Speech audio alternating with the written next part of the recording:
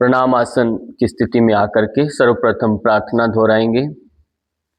योगेन चित्तस्य पदेन वाचाम योगेन चित्तस्य पदेन वाचाम मलं शरीरस्य च वेद्यकेन मलं शरीरस्य च वेद्यकेन योपाकरोतं प्रवरं मुनीनां उपाकरोतं प्रवरं मुनीनां पतञ्जलि प्राञ्जलिरानतोऽस्मि।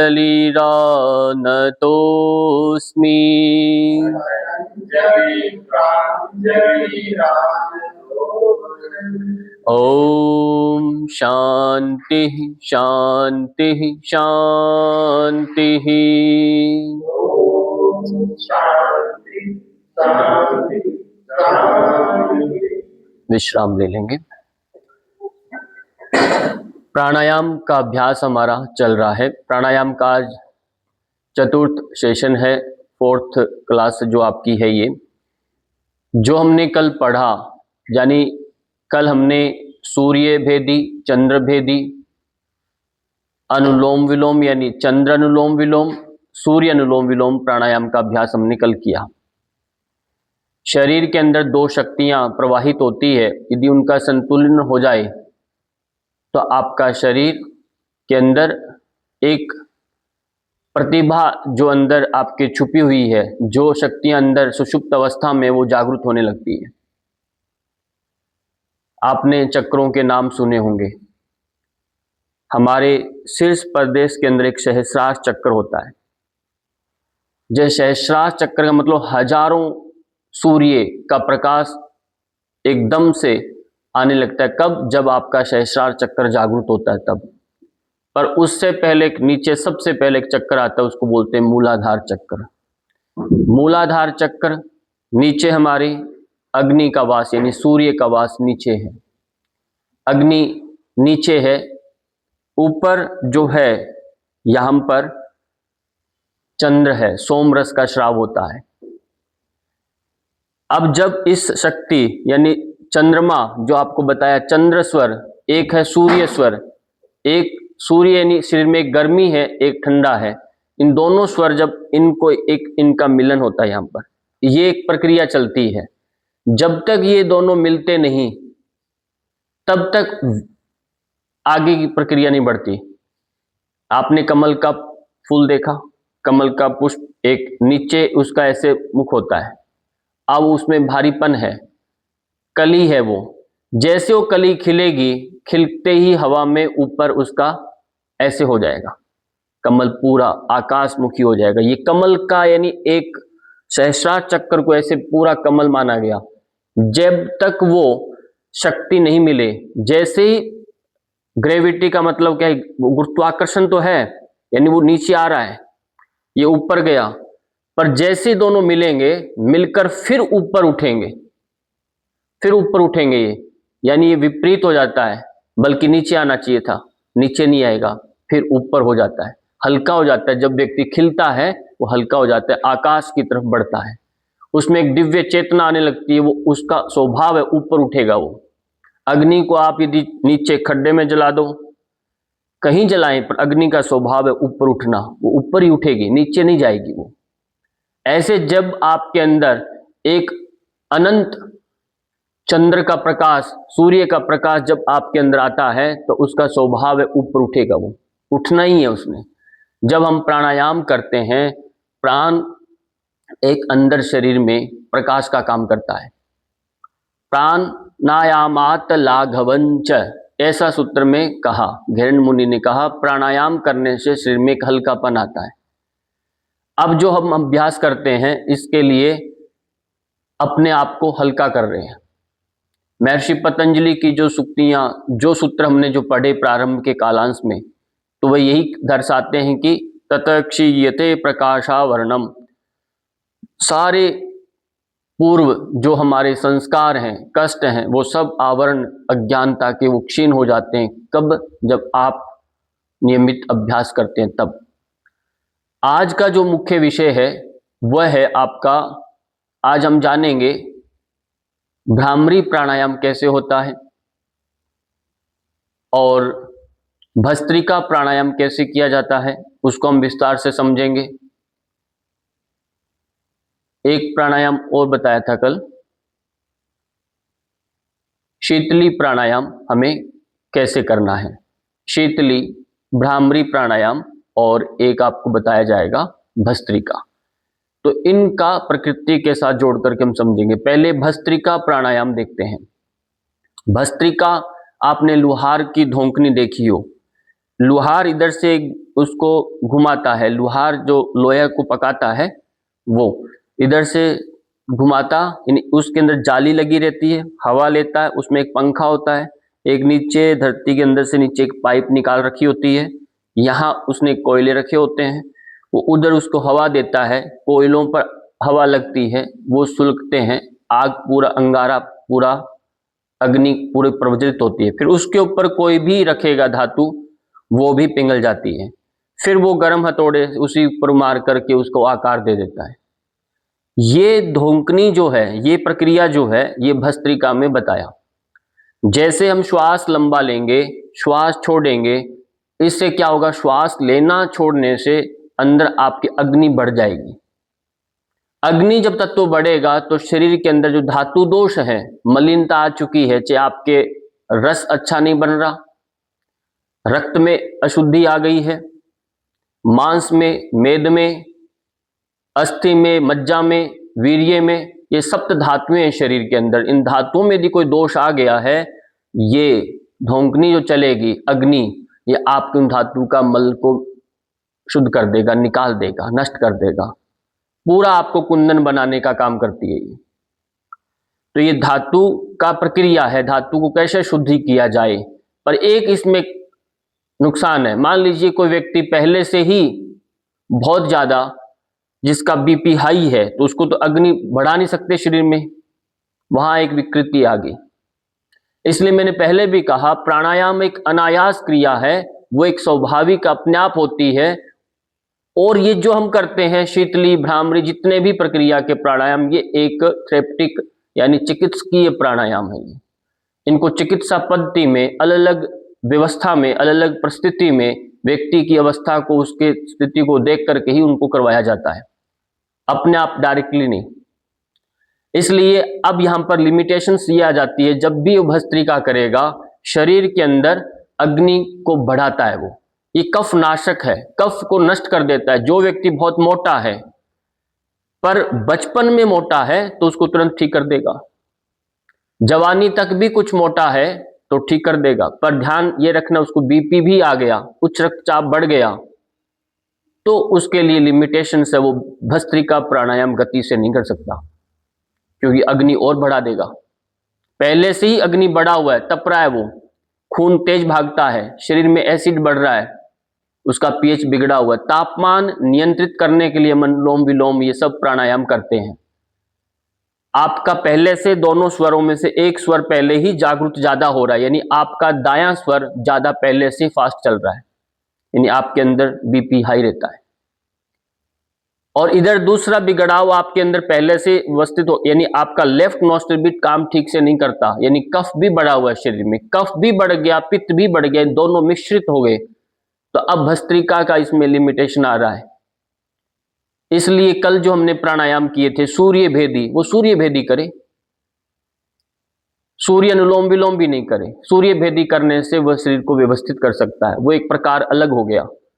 पर यदि व्यक्ति केवल मोटा है, केवल कफ के ही रोग है, उसको जुकाम खांसी है, श्वास चलते फिरते उसका श्वास फूलता, इतना उसका मोटापा बढ़ गया है, पेट मोटा हो गया, पेड़ू यानी आपका नीचे का भाग मोटा हो गया, और फिर ऊपर फेफड़ों की तरफ भी उसका चर्बी बढ़ रहा है, यानी लंग्स कैपेसिटी का जो एरिया है उसको भी उसने कवर कर दिया, उसका दायरा कम करके उसका श्वास फूलने लग गया, सीढ़ियों से ऊपर नीचे नहीं आ सकता, तेज चल नहीं सकता, तेज बोल नहीं सकता, श्वास फूलने लग गया।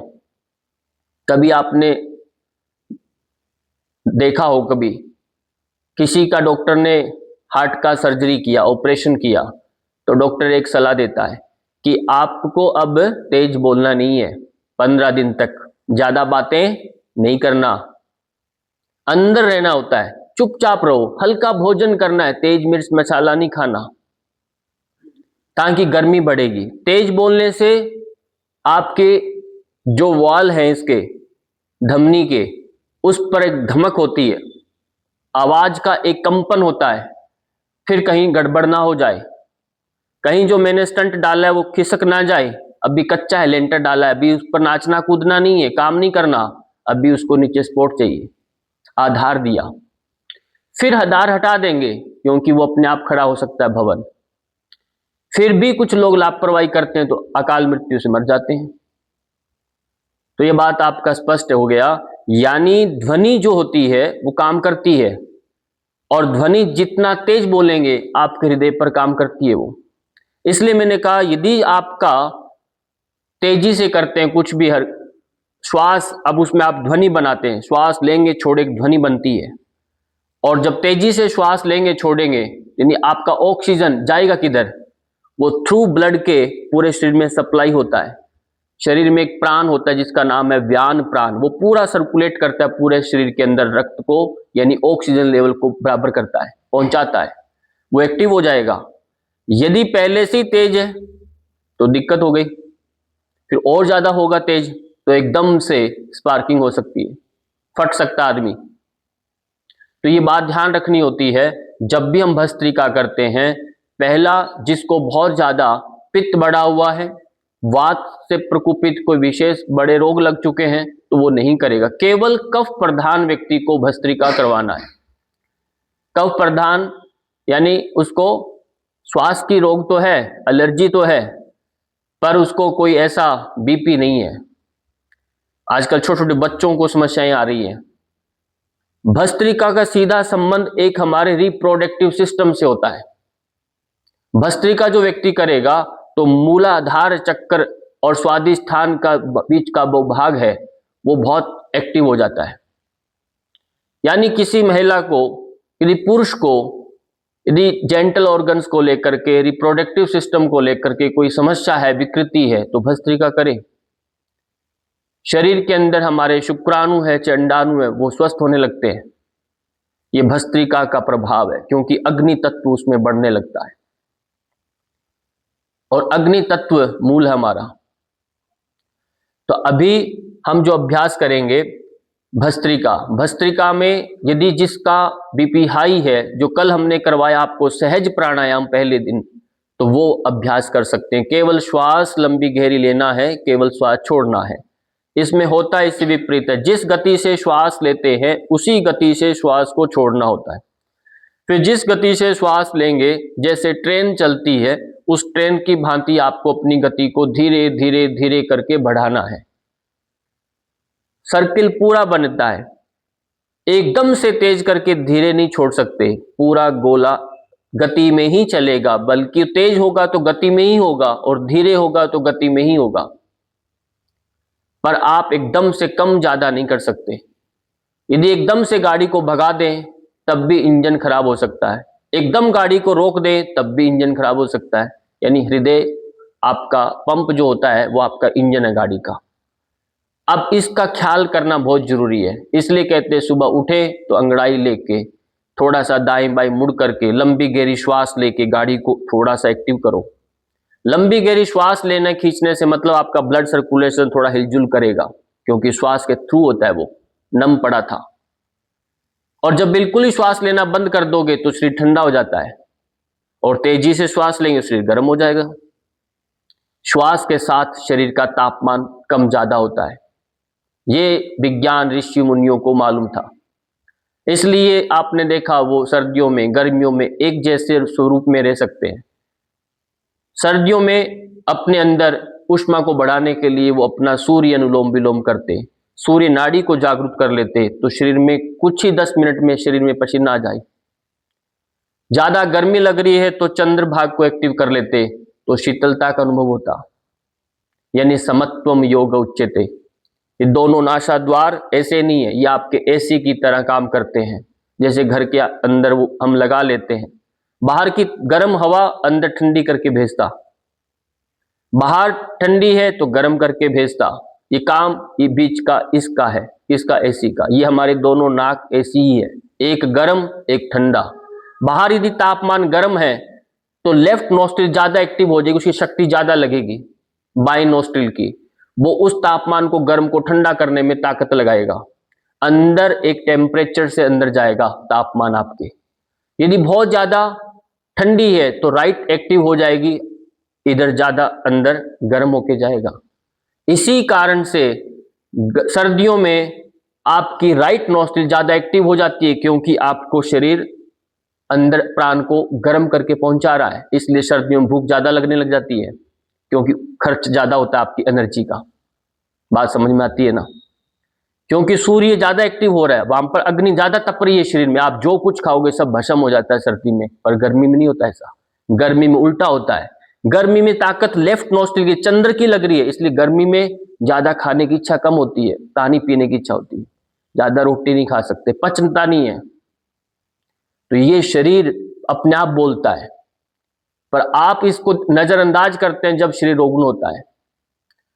ये दोनों स्वर जब ये अपना काम करना बंद कर देते हैं, तब शरीर, आपके फेफड़े, शरीर प्रभावित होने लगता है, क्योंकि इन्होंने अपना काम ठीक नहीं किया। इसलिए कहते हैं नाक से श्वास लिया, मुख से श्वास लेने में ज्यादा फायदेमंद होता है नाक से लेना। सबसे ज्यादा संक्रमण नाक के थ्रू होता है हमारे, कोरोना काल में सबने अनुभव किया होगा। सब कुछ पूरा शरीर एकदम से हैक हो सकता है, क्योंकि प्राण के साथ पूरा शरीर ब्लड सर्कुलेशन में बिगड़ जाएगा, रोग फैल जाएगा तुरंत ही। इसलिए नाक को तुरंत बंद कर दिया गया, पहले श्वास बाहर से प्रॉपर आए, नाक को हाथ ना लगाए तुरंत, इसलिए मास्क लगा दिया गया, हाथों को दस्ताने नहीं लगाए इधर, ताकि कुछ ना करे। दिन भर बोले श्वास लेना छोड़ना चलता, तो ये एक प्रक्रिया है। इसलिए ये नाक एक ऐसा ही नहीं है, इसका काम पूरे शरीर को नियंत्रण करना है, जिसे हम नजरअंदाज करते हैं। ये प्राणायाम के अंतर्गत आता है। जब ये बात मालूम हो जाए और किसी को, और वो फिर देखिए प्राणायाम कैसे करता है, पर मालूम नहीं है तो वैसे ही घूमता रहता है, ये तो ऐसे ही है प्राणायाम। इसके अंतर्गत हम भस्त्रिका प्राणायाम का अभ्यास करेंगे। भस्त्रिका जो बताया, जिनको करना जिनको नहीं करना वो ध्यान रखना है, फिर अभ्यास करेंगे। लंबी गहरी श्वास भरिए, लंबी गहरी श्वास छोड़ दें, श्वास को भरें, श्वास छोड़ दें, भरना, छोड़ना, भरना,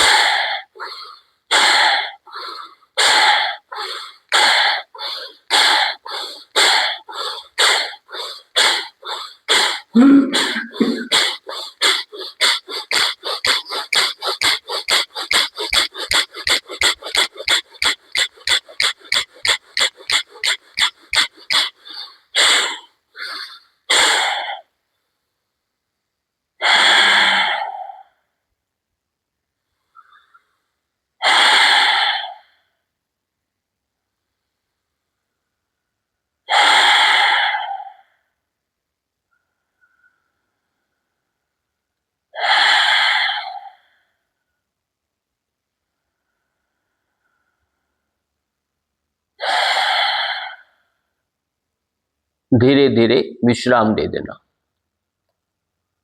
जब ये अभ्यास करेंगे, गति थोड़ा बढ़ाएंगे, सर घूमने लगेगा, नशा सा होने लगेगा, ये ऑक्सीजन का प्रभाव है। अग्नि तत्व बढ़ता है शरीर में, एक अपने आप को व्यक्ति खोने लगता है, फिर अस्तित्व मिटने लगता है। जब अग्नि जलती है तो बड़ा बड़ा पंच महाभूत का शरीर गायब हो जाता है। जब अग्नि जलती है तो ये छोटे मोटे विचार तो गायब हो ही जाते हैं, मर जाएंगे तुरंत ही। इस अग्नि का प्रभाव है। महर्षि पतंजलि ने कहा प्रच्छदन विधारणाभ्याम तत्प्राण, इसमें कहा प्रच्छदन विधारणाभ्याम, श्वास लेना और छोड़ना तेज गति से, इससे चित्त का प्रसादन होता है।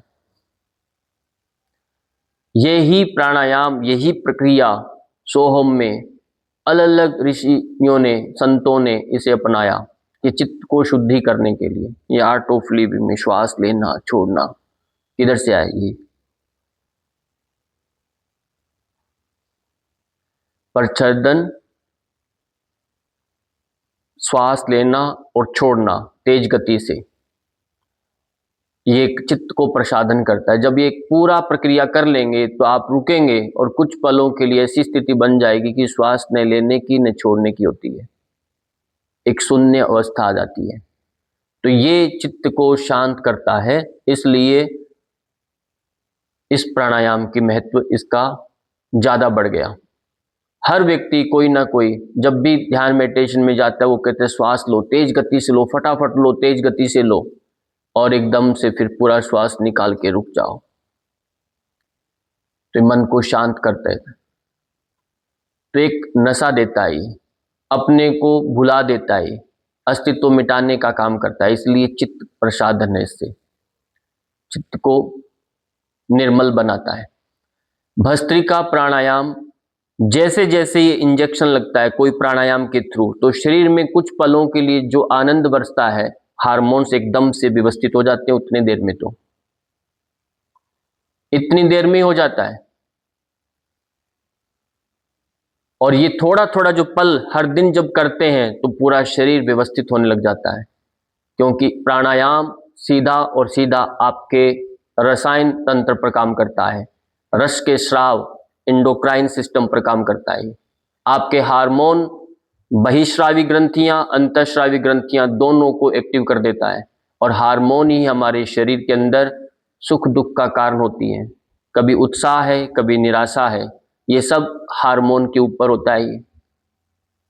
किसी का बीपी तेज है तो हार्मोन अनबैलेंस है, वो उसके अंदर कार्टिसोल बढ़ गया, एड्रिनल ग्लैंड वहां बिगड़ रही है, इंसुलिन बिगड़ता है तो गड़बड़, थायराइड बिगड़ने से स्वभाव चिड़चिड़ा, पीरियड्स के दौरान आपका स्वभाव महिलाओं में देखा चिड़चिड़ा हो जाता है, अलग हो जाता है। हार्मोन जब जब बिगड़ेगा तो आपका स्वभाव में परिवर्तन आता ही है। और हार्मोन व्यवस्थित हो जाए तो ठीक हो जाता है, न तो गुस्सा है न ज्यादा खुशी है, बिल्कुल शांत बुद्ध बन जाता है, कोई परवाह नहीं होती उसको, कोई कितना ही कहे उसको सहजता से वो स्वीकार कर लेता है, क्योंकि देखने वाला बन गया वो, उसमें भोगता नहीं, रमता नहीं, उसमें फंसता नहीं है, देखता रहता है। और देखने की जो कला जिसमें आ गई वो आर्ट ऑफ लिविंग है, जीवन जीने की कला है, ये योग सिखाता है। ऐसे नहीं कहा योग जीवन जीने की कला है, योग जीवन जीने की पद्धति है, ऐसी थोड़ी वर्ड बन गई है, क्योंकि वो एक अलग हो जाता है। आप ये कहें कि रामचंद्र जी जा रहे हैं और उनके पांव में कांटे आ गए, आग आगे आ गई, अंगारों पर चलें, क्या उनको कष्ट होगा? होगा, ये शरीर का स्वभाव है, होगा। अग्नि भी जलाएगी उनको, कांटे चुभ रहे हैं तो वो भी चुभेगा, वो भी कष्ट होगा उनको, उनको भी भूख लगती है, प्यास लगती है, शरीर का स्वभाव है, ये होगा। अब ये कांटा चुभता है तो वो ये नहीं कहते हाय मर गया मैं, वो कहते अच्छा इधर पीड़ा हो रही है। वो क्या बोलते हैं, इस पांव में कष्ट है, मुझे कष्ट नहीं है। किसको कष्ट है? इस पांव में, इस अंगूठे में चोट लगी, इस अंगूठे को कष्ट है। अंतर पड़ गया इसमें सोचने का। पैर में कष्ट है, भूख लगी है, किसको? शरीर को भूख लग रही है, शरीर को प्यास लग रही है, पानी पीना है, मुझे प्यास नहीं लग रही, मुझे भूख नहीं लग रही। ये दृष्टा और दृश्य में अंतर स्पष्ट हो जाता है। इससे धीरे धीरे जब आप जीवन शैली में इस विचार को दोहराते हैं कि ये शरीर की रिक्वायरमेंट है तो उसको देना है, इसका भाग है, ये इसको जिंदा रखना है तो इसको ईंधन देना है, पानी देना है, और आत्मा इसके थ्रू काम करती है। आपको अपना लक्ष्य प्राप्त करना है तो शरीर को जिंदा रखना है। इसलिए योगी लंबे समय तक प्राणायाम करते रहते हैं, क्योंकि उनको कुछ एक उद्देश्य है, पुरुषार्थ चतुष्टय की प्राप्ति का, इसलिए शरीर को जिंदा रखने के लिए लंबे लंबे प्राणायाम करते हैं। वो काम पर भी ध्यान देते हैं। देवता लोग भी लंबे लंबे प्राणायाम करते हैं, उनको भी चाहिए कि हमारा जीवन काल बढ़ जाए। पर अब उल्टा है, हम जीवन में पाना तो सब चाहते हैं, पर जिससे जिंदा रहना है उसको ध्यान नहीं देते। जिंदा रखेगा कौन? आपका प्राण, क्योंकि शरीर की आत्मा तो प्राण ही है, और प्राण की इतनी बेकदरी हो गई है तो जिंदा कैसे रहेगा? जिंदा ही नहीं रहेगा तो तुम्हारा ये संग्रह कौन भोगेगा? अस्तित्व खत्म आपके साथ। जैसे बच्चा जन्मता है तो उसको कुछ याद नहीं है, शुद्ध बुद्ध नहीं है, अभिव्यक्ति नहीं है, ऐसे मरने लगता है तो सब कुछ भूल के ही जाना पड़ता है, उसको फिर याद नहीं रहता अपने कौन है, पराया कौन है, फिर अस्तित्व मिट जाता है। ऐसी स्थिति में व्यक्ति का जाना और आना होता है जीवन में, और बीच में एक प्रक्रिया चलती है। जब व्यक्ति प्राणायाम करता है, मैं केवल प्राणायाम ही नहीं करवाता, प्राणायाम के साथ साथ हम बातें भी समझते हैं, क्योंकि महत्व समझ में आएगा तो प्राणायाम आप करेंगे, नहीं तो प्राणायाम में कहां मन लगेगा आपका। भस्त्रिका जो प्राणायाम किया तो इससे शरीर पूरा व्यवस्थित हो गया आपका, और जब ये करके कुछ पलों के लिए आप बैठा करें। तो महर्षि पतंजलि ने जो कहा, प्रच्छदन विधारणाभ्याम व प्राण से, ये सूत्र जो उन्होंने दिया कि श्वास लेना तीव्रता से और छोड़ देना, इससे आपका प्राण व्यवस्थित होता है, मन शांत होता है। तो इस पर हमने भी काम किया। अब आगे अगला प्राणायाम जो है वह है भ्रामरी प्राणायाम, भंवरे की तरह। भंवरा जैसे गुंजन करता है। ऋषि मुनियों ने देखा कि गुंजन करने से व्यक्ति बड़ा रिलैक्स होता है। जब वह मौज में होता है तो गुनगुनाता है। बाथरूम में देखा, हर व्यक्ति सिंगर हो जाता है, गाने लगता है। आसपास में कोई नहीं है तो अकेला चल रहा है तो गुनगुनाने लगता है, कोई उसको देखता है तो चुप हो जाता है। यानी अपनी मौज में व्यक्ति गुनगुनाता है। वो मौज ये योग लेकर आता है।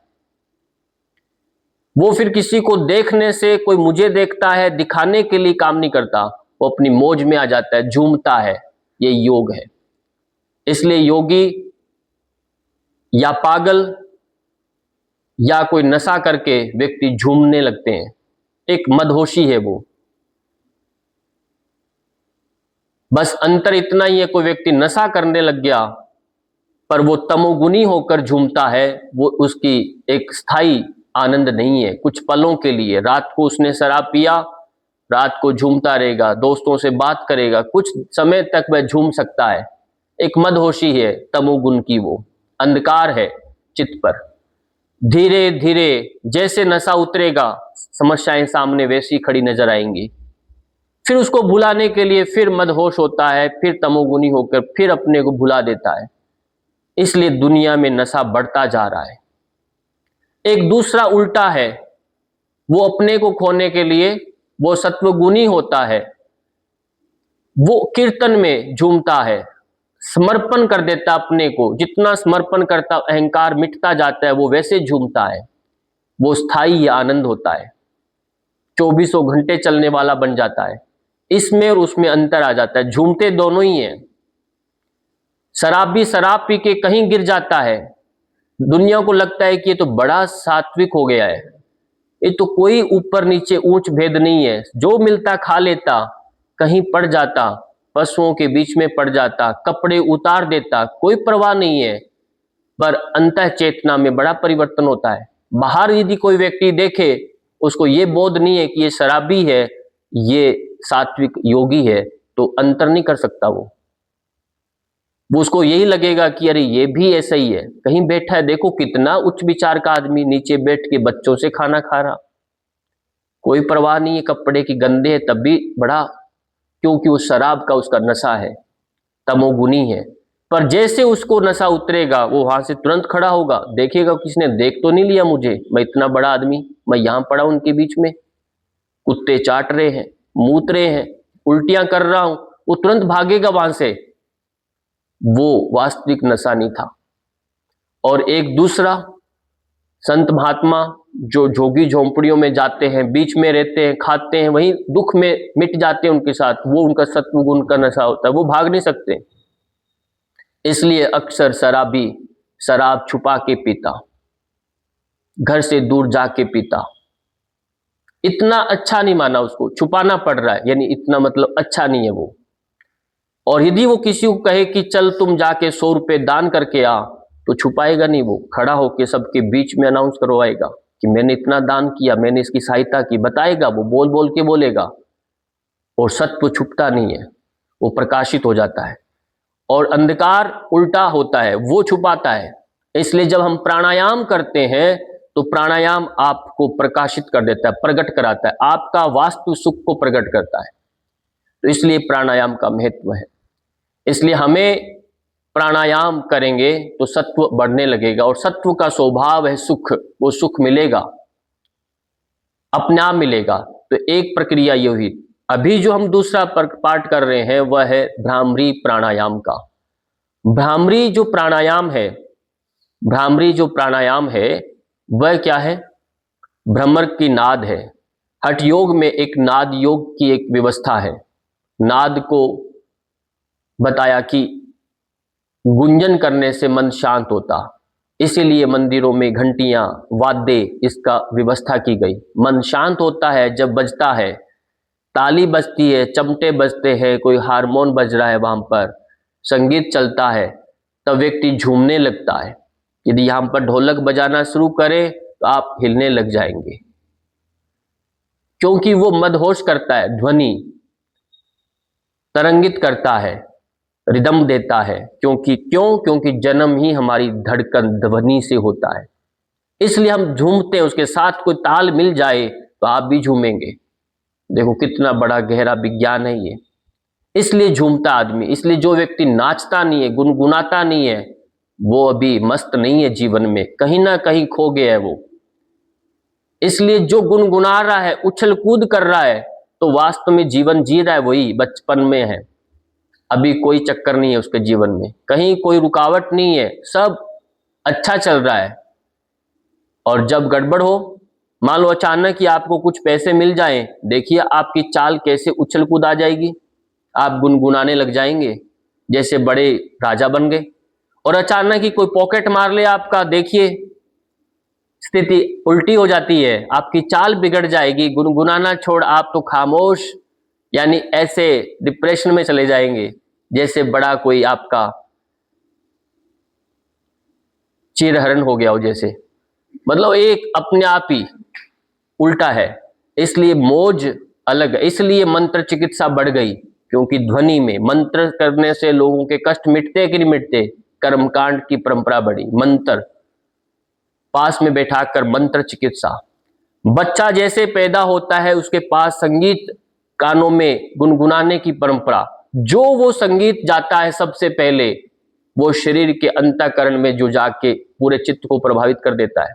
इसलिए अब तो विज्ञान कहता है जब बच्चा पैदा हो तो ध्वनि चलाई जा रही है, हनुमान चालीसा पढ़ाई जा रही है, पहले गायत्री मंत्र ओम का उच्चारण दिया जाता था, नाद है। तो ये नाद का बड़ा महत्व है। इसलिए जो मोबाइल यंत्र से जो बच्चे आजकल कुछ देखते हैं तो वो हैक कर रहा है माइंड को, क्योंकि छोटे बच्चों पर सबसे ज्यादा प्रभाव छोड़ता है वो, इसलिए उसको दूर रखने के लिए कहा गया। बच्चे देखते हैं तो हाईजैक हो रहे हैं, माइंड उसका बिल्कुल बिगड़ता है, हड्डियों के एकदम से रोग लग जाएंगे, ऑटिज्म के शिकार हो जाएंगे, वो हो रहे हैं, केस आ रहे हैं। इसलिए उससे हम दूर रहें। ये जो भ्रामरी प्राणायाम है, शरीर के अंदर कई तरह के चरण है, उनमें एक ध्वनि हमारे शरीर के अंदर उत्पन्न होती है। नाद के अंतर्गत 2 तरह की ध्वनि होती है, एक आहत नाद, एक अनाहत नाद। आहत में जब हम कानों से सुनते हैं बाहर की ध्वनि, वो आहत नाद होती है। जब अंदर की अनैच्छिक क्रियाएं जो अंदर शरीर में कुछ ध्वनि कर रही है, वो अनाहत नाद है। इसलिए हृदय को चक्कर को अनाहत चक्कर कहा दिया, क्योंकि एक आप सीधे नहीं सुन सकते इसको। हमारे अंदर ध्वनि जो अतीन्द्रिय है, इंद्रिय जन्य सीधा ज्ञान नहीं है, बहुत गहनता से हम उसको सुनते हैं।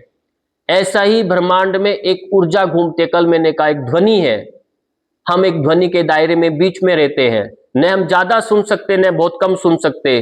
कम भी आवाज होती है और ज्यादा तेजी की भी आवाज होती है, पर कान हमारा वो न, हम एक बीच की सीमा में रहते हैं। ज्यादा सुनने लग जाए, ऊपर के आकाश तारों में टूटने की आवाजें आपको सुनाई दे, इतने जोर जोर से ध्वनियां हो रही है आकाश में, वो सब सुनने लगी तो आप पगला जाएंगे, चीखें सुनने लग जाएंगे, आप कानों को बंद करके बड़ा बेचैनी हो जाएगी। ऐसा एक बार किसी को हो गया था, किसी का एक्सीडेंट हुआ, उसका कोई सर में कुछ पुर्जा हिल गया, उसको बहुत दूर दूर की आवाजें सुनाई दे रही और आम को सुनाई नहीं देती, पर उसको सुनाई देती। जैसे घोड़े को बहुत दूर की ध्वनि सुनाई दे जाती है पर आपको नहीं देती। घोड़ा घर में है तो उसको बहुत दूर का सुनता है, कई मीलों तक का सुनता है। यदि कोई शेर आ गया तो तुरंत खड़ा हो जाएगा वो, पर आपको नहीं सुनाई देता। कुत्ते की सूंघने की शक्ति बहुत तेज है पर आपको नहीं सुगंध इतनी तेज सुनाई देती, सूंघ नहीं पाते, पर कुत्ता तुरंत खड़ा हो जाता है। यानी हमारी एक सीमा है पर कुत्ते की सीमा तेज है। ऐसे अतीन्द्रिय बोलते हैं इसको। आपकी इंद्रिय वो एक्टिव नहीं है। जब नाद करते हैं तो हम अपनी इंद्रियों को जागरूक करने की प्रक्रिया है ये, हम उसको बढ़ते हैं। हम यूनिवर्स का जो सराउंडिंग का पृथ्वी का भ्रमण चलता है, ये पूरा का पूरा 23 घंटे जो 56 मिनट का एक पूरा चक्कर लेती है जो ये, इसका एक ध्वनि तो होती होगी ना। कोई चीज घुमाओ जोर से उसकी आवाज आती है, पर इस पृथ्वी की आवाज हमें नहीं सुनती क्योंकि वो ध्वनि बहुत तेज है, पर वो आपके कान से बाहर है। छोटी ध्वनि थोड़ी है, बहुत तेज ध्वनि है, आप नहीं सुन पाते। ये तो बहुत कम गति से घूम रही है, उससे बहुत तेज गति से घूम रहे हैं, सुनता क्यों नहीं? क्योंकि वो बहुत हमारी सीमा से बाहर है। पर जब हम नाद योग में उतरते हैं, गहनता में जाते हैं, तो आप हृदय की ध्वनि को भी सुनने लगते हैं। इसका मतलब आपके कान सुन सकते हैं पर आम में नहीं सुन सकते। तो भ्रामरी प्राणायाम काम हमारे शरीर के अंदर रुकावटों को दूर करने के लिए बना। यानी मस्तिष्क के अंदर जहां कहीं भी कुछ अवरोध बन रहा है, इसलिए मस्तिष्क की खुराक के रूप में भ्रामरी प्राणायाम को दिया। पूरे शरीर में कहीं भी कोई श्रिंक यानी कोई रुकावट बन गया, यानी हार्मोन से आपको कहीं तकलीफ हो रही है, उसका पोषण नहीं मिल रहा, तो भ्रामरी प्राणायाम देते हैं उसको कि आप करें। तो इससे हमारा पिट्यूटरी ग्लैंड, पीयूष ग्रंथि जो है वो प्रभावित होती है और सारे हार्मोन हमारे व्यवस्थित होने लगते हैं। इसलिए भ्रामरी प्राणायाम का महत्व है, इसलिए गुनगुनाने का महत्व है, बच्चे को लोरी देने का महत्व है, कोई परेशान है उसको कोई कहानी सुनाने का महत्व है, क्योंकि नाद है। नाद में एक संगीत में एक निद्रा है, एक वास्तविक एक आनंद की अनुभूति होती है। इसलिए जब बच्चा बेचैन होता है, व्यक्ति बेचैन होता है, तो उसको हम कहते हैं भ्रामरी प्राणायाम करो, आपको आराम मिलेगा, स्ट्रेस कम होगा। होता है, इससे सब प्रमाणित हो चुके हैं। पर इसीलिए अब भ्रामरी जो प्राणायाम करेंगे, इसमें म की ध्वनि का, हम की ध्वनि का नाद करेंगे। जैसे मान लो कोई फूल है, ये इस पर कोई भंवरा आ रहा है, घूम रहा है, भंवरे की ध्वनि है,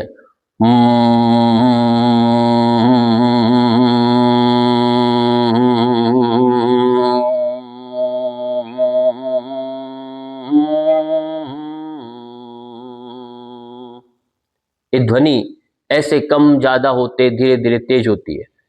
एक भ्रमर एक भ्रमरी दो होते हैं। भ्रमरी हम भ्रामरी करते हैं, फीमेल वाला करते हैं। भ्रमर नाद और तेज होता है, वो नाक से लेना छोड़ना इकट्ठा चलता है, सांस लेना भी छोड़ना भी, उसकी ध्वनि मील तक भी जा सकती है, लंबी होती है। तो आपका इसका संबंध नाक से गुनगुनाने से होता है। नाक से, नाक बंद करके नाद नहीं कर सकते। ये यम गण नाम नासिका च, ये सारे वर्ण जो है नाक से उच्चारित होते हैं। तो ये न, अब आप सब मिल करके म या हम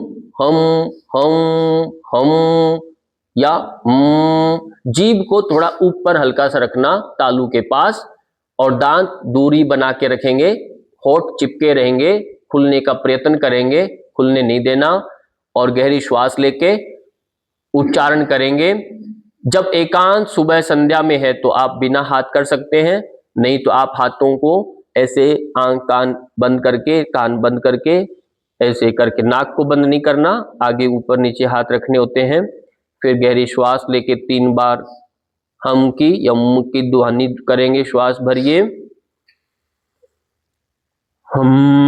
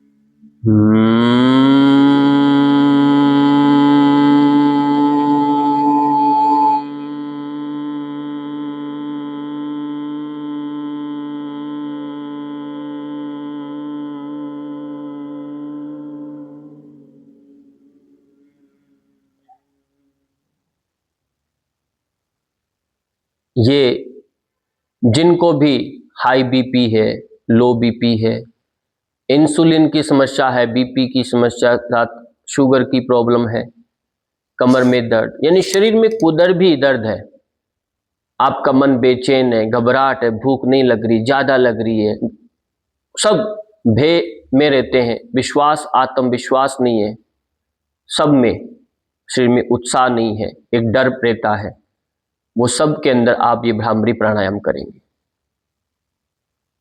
भ्रामरी प्राणायाम सभी कर सकते हैं। हाँ, ये बात ध्यान रहे, किसी को माइग्रेन है, वो करते समय उसको हो सकता है बेचैनी, सर्वाइकल है क्योंकि नजदीक है संपर्क में मस्तिष्क के, तो वो पहले सिर हिल रहा है, तो ऐसी कुछ एक अवस्थाएं हैं जिनमें हो सकता है उसे नुकसान। वो स्वयं करके देखे, यदि उनको अच्छा लग रहा है, अनुभूति ठीक है तो करे, नहीं तो नहीं करना। लिमिटेशंस आ गई, बाकी सभी कर सकते हैं, बहुत अच्छा है। इसलिए भ्रामरी प्राणायाम को आप नियमित करेंगे, और भस्त्रिका प्राणायाम के भी लिमिटेशन देख लिए, वो उसको जान करके आप करेंगे। पर इन सब के बड़े प्रभाव हैं। गहरी श्वास लेना और छोड़ना, ये मुख्य हमारा उद्देश्य है। लंबी गहरी श्वास लेना और लंबी गहरी श्वास छोड़ना, ये जब हम अभ्यास के दौरान इसको दोहराने लगते हैं तो धीरे धीरे ये दिन में भी ये श्वास पर हमारा ध्यान जाने लगता है। धीरे धीरे श्वास आपकी लंबी गहरी होने लगती है, और लंबी गहरी श्वास ही व्यक्ति को रिलैक्स करती है। जैसे आपको कोई तकलीफ है और तकलीफ में थे और अचानक समाचार आया, वो तकलीफ यानी कष्ट था वो ठीक हो गया, समाप्त हो गया, एक लंबी गहरी श्वास निकलती है, वाह, एक अपने आप शरीर एकदम रिलैक्स फील करता है, संकट मिट गया। कोई व्यक्ति घर के अंदर दिनों से बीमार चल रहा और आप उसके लिए भागे जा रहे हैं और समाचार आया वो व्यक्ति नहीं रहा, एकदम से आप बैठ जाते हैं, घुटने एकदम से टूट जाते हैं, सांस निकल जाता है, अब मैं क्या करूं। एकदम से आप अवरुद्ध हो गए, विचार रुक गए, एक अलग स्थिति बन जाती है मस्तिष्क की, सारे स्वप्न टूट गए आपके एकदम से, जिससे अथाह प्रेम था अचानक चला गया, वो वापिस नहीं आएगा।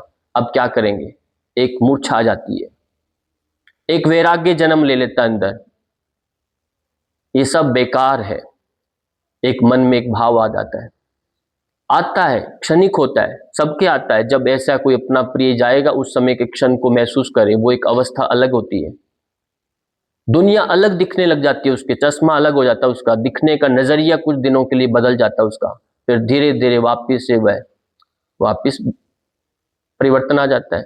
वो स्थायी वैराग्य नहीं होता, ऐसा कहते हैं, क्षणिक है, कुछ समय के लिए मोह भंग हुआ था, वो क्षणिक था। पर जब हम प्राणायाम करते हैं तो एक स्थायी, एक आनंद देने वाला होता है, एक जगाने वाला होता है। इसलिए प्राणायाम का महत्व ज्यादा है। जो अष्टांग योग में जो बताया, ये 4 चरण है, पहले यम, नियम, आसन, प्राणायाम, पहले 4 चरण। अब आप उस सेतु के इस पार है, ब्रिज के इस पार है, अब आपको इधर आना है, यानी प्रत्याहार, अब अंतर्मुखी होने जा रहे हैं। इसलिए इसका महत्व बढ़ गया प्राणायाम का, क्योंकि प्राणायाम आपके मन पर काम करने जा रहा है, मन को साधता है, धारणा सूचे योग्यता मन से। अब धारण करने जा रहे हैं कुछ अपनी बात को, विचार को, उसको पहले एक शरीर में एक स्थिरता ला रहे हैं। पहले आसन तो शरीर साधा आपने, अब मन को साधा आपने, तब धारण कर पाएंगे। इसलिए आज के बच्चों को देखते हैं, उनका कोई लक्ष्य फिक्स ही नहीं है, क्योंकि धारणा नहीं है, प्राण स्थिर नहीं है। प्राण स्थिर तब होंगे जब शरीर स्थिर नहीं है, शरीर स्वस्थ नहीं है। इसलिए अभी आज ही समाचार मैंने सुबह पढ़ा, उसमें यह आया है कि जो विद्यार्थी उच्च शिक्षा के हैं उनको फेल न किया, उनको एक अवसर और दिया जाए। ओपन स्कूल अंदर खुल रहे हैं अभी। सोचिए क्या व्यवस्था बढ़ती जा रही है। यानी व्यक्ति जितना जी रहा है उसको किसी ना किसी प्रक्रिया में आप फंसा के रखो, बिगड़ाव ना हो, भागे नहीं। उसको ये ना लगे कि मैं अभी कमजोर हूं, कुछ और अवसर दो उसको, काम करे, करता रहे। ये कुल मिला के मनुष्य का कमजोर का होने का ही ये सब उसके दर्शाने के तरीके हैं। यही प्रकट करते हैं कि मनुष्य और कमजोर हो रहा है, मनोबल से और शरीर से, दोनों से परिपक्व नहीं हो रहा, कच्चा बन गया है। इसलिए डर लगता है। इसलिए मैंने कहा यदि बच्चे को किसी ने डांट दिया तो पेरेंट्स उसके पीछे जाते हैं, कहीं बच्चा छत पर जा करके सुसाइड ना कर ले, डर लगता है। मैंने डांट दिया तेजाज को, डर लगता है पिता को भी। पहले ऐसा नहीं था, उल्टा था, कितना ही मार दे कुछ नहीं था। अब व्यवस्था कुछ अलग है, क्योंकि सहन संयम नहीं रहा, क्योंकि शरीर जो धारण करता है, प्राण जो कुछ शरीर को धारण करता है, प्राण यानी शरीर की आत्मा, और प्राण की आत्मा हमारा मन होता है, और मन की आत्मा बुद्धि, और बुद्धि जब स्थिर होगी तभी आनंद आता है। आनंद तो बहुत आगे आ गया। इसलिए जब हम प्राणायाम करते हैं, एक प्रक्रिया है कि हम पहले शरीर को साधा, प्राण उसमें स्वस्थ रहेंगे तो शरीर स्वस्थ है ही। अब प्राण स्वस्थ होंगे तो मन अपने आप ही स्वस्थ होने वाला है। फिर आगे प्रक्रिया धारणा ध्यान समाधि जो है वो मन को और परिपक्व करेगी।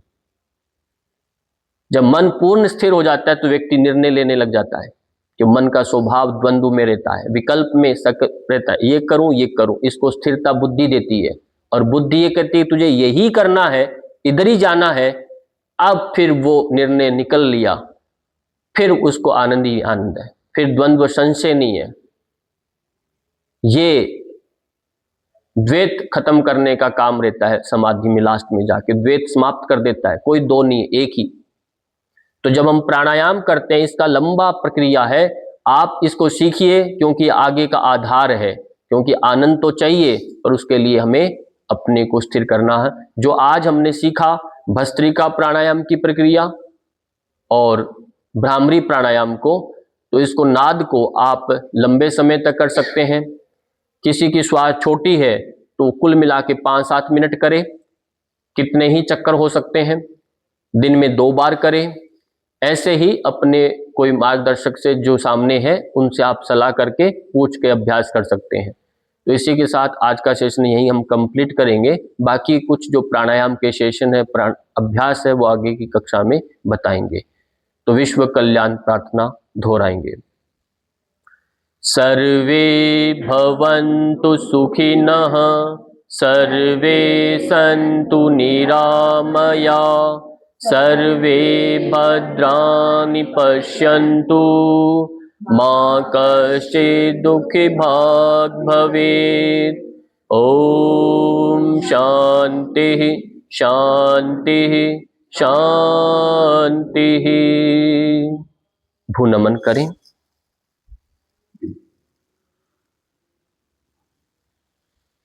हथेलियों का घर्षण करें, आंखों पर स्पर्श कराएं, आंखें पलका के झपका के आराम से खोलें। इसी के साथ सबको प्रणाम, धन्यवाद, नमस्कार।